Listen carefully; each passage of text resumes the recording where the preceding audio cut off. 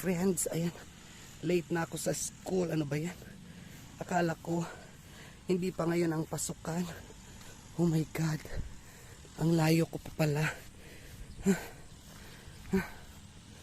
Nandito po tayo sa public school, Tayug, Pangasinan. At mag-aaral po tayo ng dressmaking. Ngunit ako po ay na-late na gumising dahil akala ko hindi pa start ng school. Kaya ayan, ang layo. Oh my God, wala pa naman tayong sariling sasakyan. Nag-tricycle lang ang lola nyo. Tara, samahan nyo akong mag-school. Ayan, at nandito na po tayo sa ating room. Oh my God, papasok na po tayo. At ayan, first day of school. Siyempre, ang mga kaklase ko, puro mga babakla. Say hi naman! Ayan. Supay ah. Ang gastos ka din po.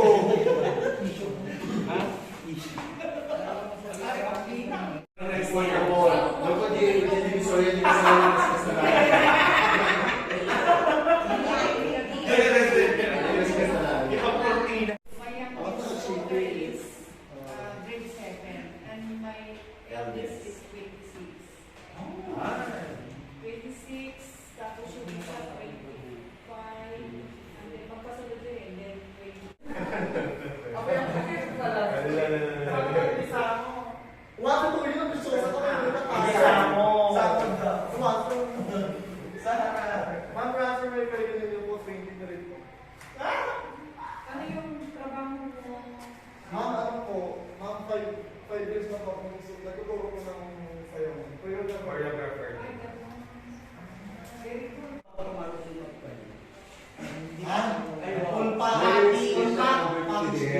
designer / reporter. That's online reporter. Artist. Yun po.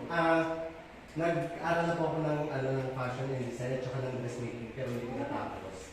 Sa Slims Makati. Ang gugulo ng mga kaklase ko. Graduate lang kasi malayo. Kasi makeup artist, etc. Name it and I can have it. And I have no knowledge about sewing and everything. That's why I'm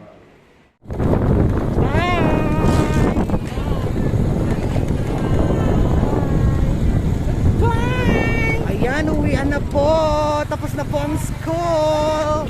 First day of school. True, very very exciting. Bye, ante. True, ingat din.